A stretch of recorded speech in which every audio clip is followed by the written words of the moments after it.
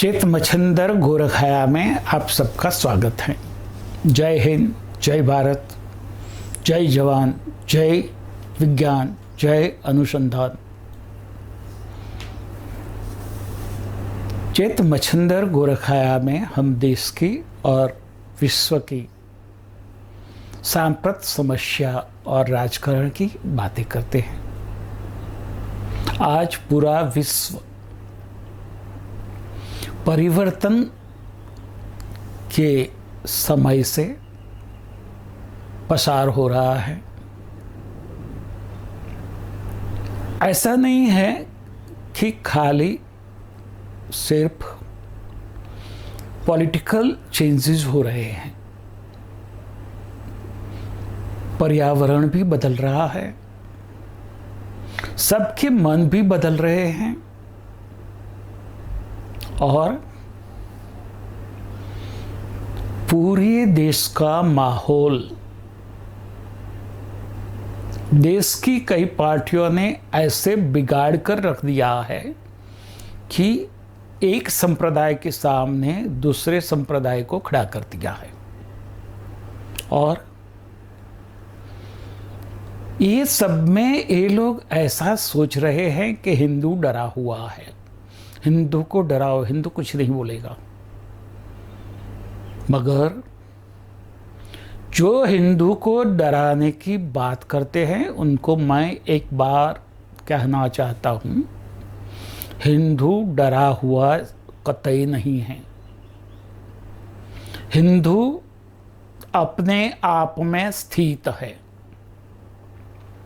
और वो अपने मार्ग पर मक्कमता से, हाथी की चाल से आगे बढ़ रहा है। ये बात सबको समझनी जरूरी है। अभी सारे सनातनी चाहते हैं कि देश का राजकारण बदले। देश का राजकारण गैंगस्टरों से के हाथ से मुक्त होकर देश के युवा चारित्रवान, नीतिवान, राष्ट्रवादी नेताओं के पास जाएं। वहां झूठे और मक्कार राजकारणियों का काम नहीं है, उसको हमें उखाड़ फेंकना पड़ेगा। जैसे केजरीवाल और उसकी कंपनी जिस तरह से देश को मूर्ख समझ रही है, उसको सबक सिखाना जरूरी हो गया है। ऐसे ही बंगाल में ममता, बिहार में तेजस्वी यादव, जो अभी डेप्यूटी सीएम बने और उनका अहंकार हिमालय की टोच से भी बड़ा हो गया। वो किसी की उम्र का लिहाज भी नहीं रखता, कोई पद की गरिमा भी नहीं समझता, और जो भाषा वो बोलता है वो राजकारण की भाषा नहीं है, वो गैंगस्टर की भाषा है। और गैंगस्टर के हाथ में कोई भी राज्य या देश सलामत नहीं है, वो समझ ले। ऐसे यूपी में अखिलेश और उसकी कंपनी जिस तरह से काम कर रही है, राजस्थान में गहलोत एंड कंपनी, महाराष्ट्र में शरद पवार और उसकी कंपनी, तमिलनाडु में स्टालिन और उसके साथी, केरला में मार्क्सवादी पार्टी के नेता, आंध्र में तेलुगु देशम वाईएसआर कांग्रेस, तेलंगाना में के चंद्रशेखर राव। हर जगह, हर स्टेट में एक परिवार अपने राज्य को अपनी जागीर समझ रहा है। झारखंड में हेमंत सोरेन, छत्तीसगढ़ में भूपेश बघेल, कश्मीर में फारूक अब्दुल्ला और उसका परिवार, महबूबा मुफ्ती और उसका परिवार। एक भी राज्य ऐसा नहीं है जहां कोई न कोई पार्टी उसको अपनी जागीर न समझती हो। तो ये जो पार्टियां हैं जो अपने राज्य को अपनी जागीर समझते हैं, उसको सबक सिखाना होगा। और जो हमारा नागरिक अधिकार है, सिविल राइट्स हैं, उसके लिए हमें घर से बाहर निकलना पड़े तो निकलना पड़ेगा, निकलना पड़ा तो निकलना पड़ेंगे, और उसके सामने हम लड़ेंगे। हमारे साथ महाकाल के आशीर्वाद हैं, महाकाल के सारे गण हैं।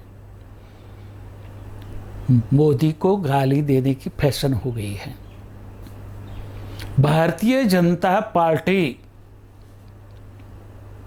सब बोलते हैं कि वो हिंदू मुस्लिमों को अलग कर रही है। अरे भाई, भारतीय जनता पार्टी तो अभी सत्ता में आई, 70 साल से किसका राज था? उस समय आपने हिंदुओं के ऊपर कितना त्रास गुजारा, उस समय आपने कितने दंगे करवाए और कितने हिंदू मारे गए।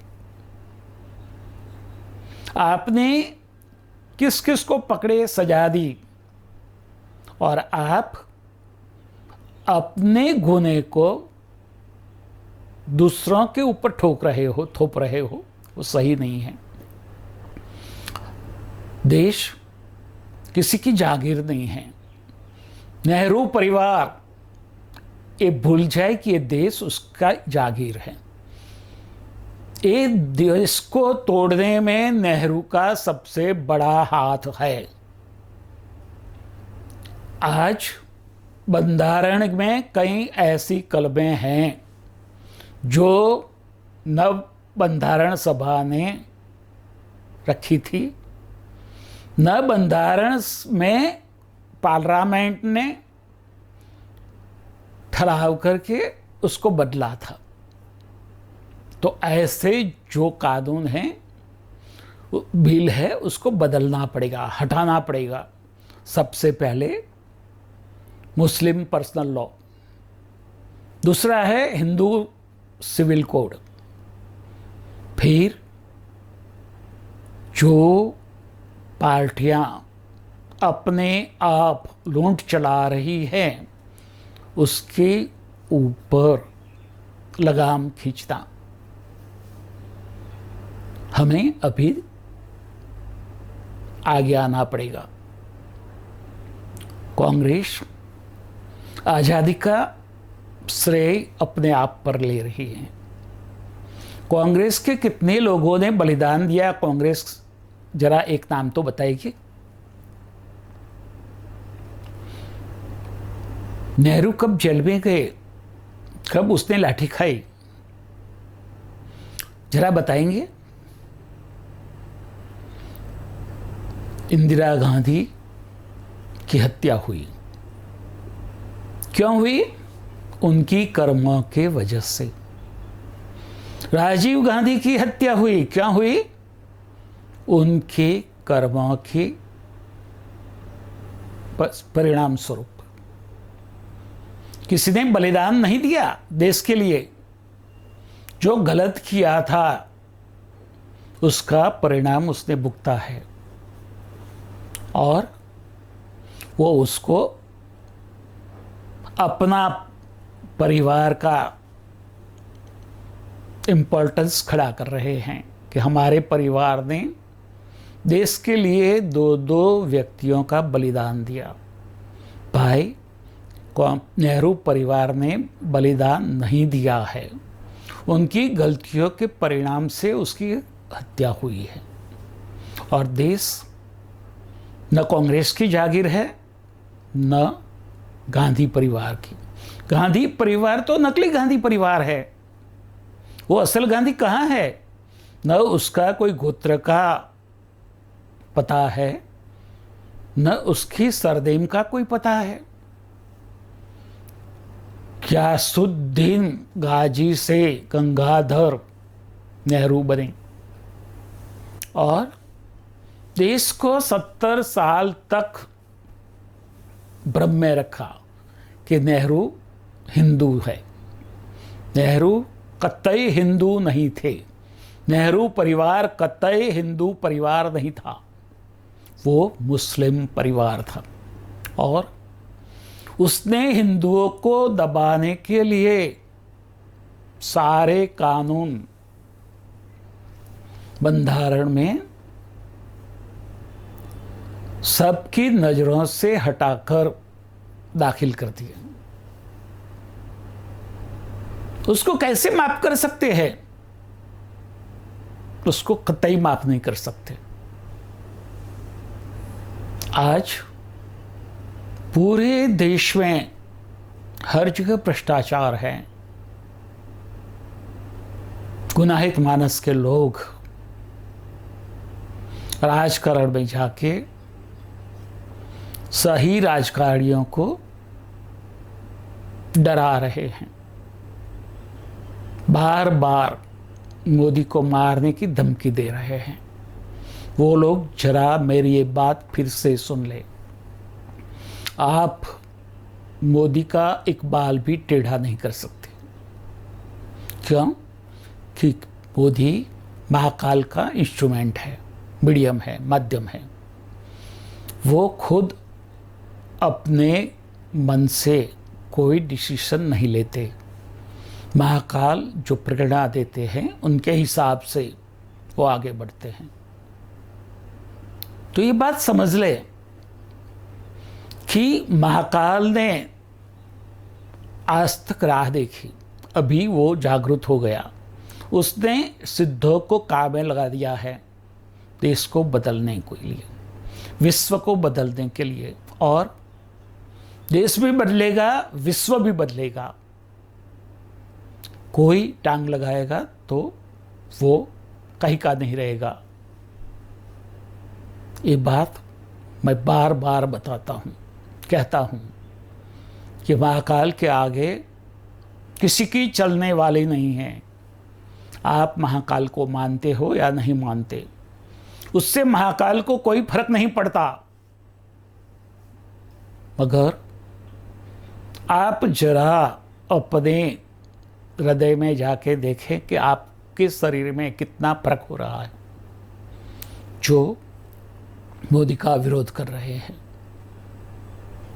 देश बदलेगा और देश स्वावलंबी बनेगा, सामर्थ्यवान बनेगा, सर्वसमर्थ बनेगा, अभय बनेगा, अजय बनेगा। ये महाकाल की इच्छा है, सिद्धों का संकल्प है। और सिद्धों के और महाकाल के गण उसके लिए काम में लग गए हैं। वो आपकी तरह बाहर आके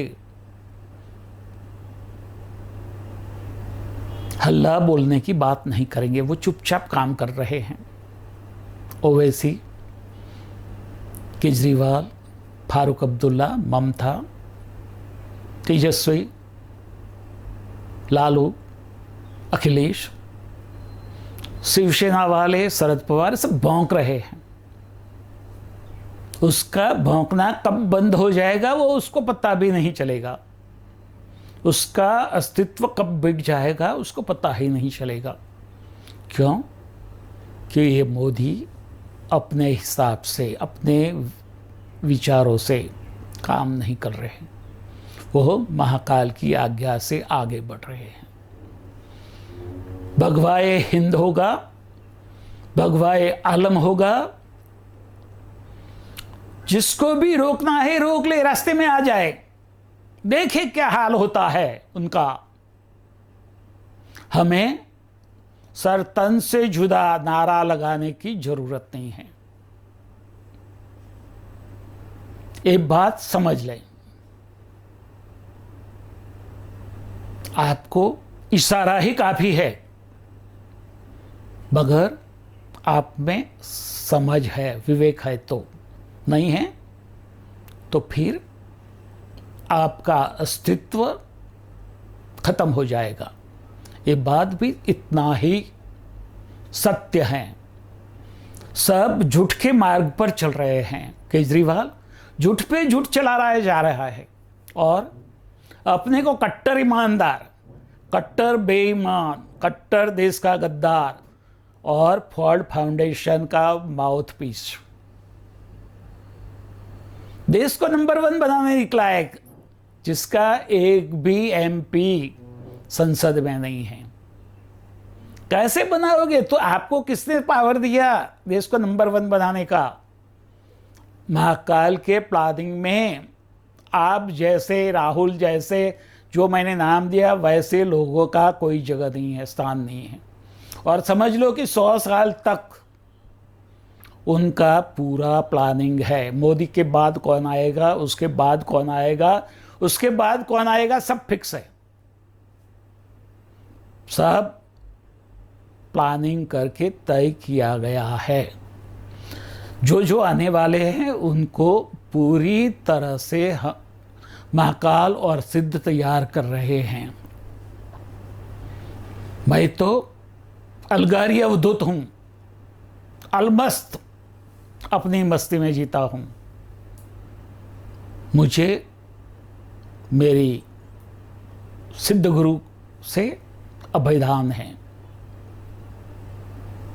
मैं अभय हूं, मैं अजय हूं। ये बात समझ लें। महाकाल भी सर्वसमर्थ हैं और महाकाल की इच्छा के अनुरूप सब कुछ होता जा रहा है। उसमें कोई बदलाव नहीं कर सकता, न राहुल गांधी, न सुप्रीम कोर्ट, न हाई कोर्ट, न ममता, न फारूक अब्दुल्ला, न स्टालिन, न केसी रामाराव, केसी चंद्रशेखर राव, शरद पवार। हवा में हवातिया मत मारे, चुपचाप खेल देखें और अपने आप को बचाए रखें, वरना महाकाल का दंड भुगतने के लिए अपने आप को तैयार करें। सब समझ जाए, जितना समझना है उतना। कहते हैं समझदार को इशारा काफी है। समझन वाले समझ गए, ना समझे अनाड़ी हैं। समझ लो। और देश को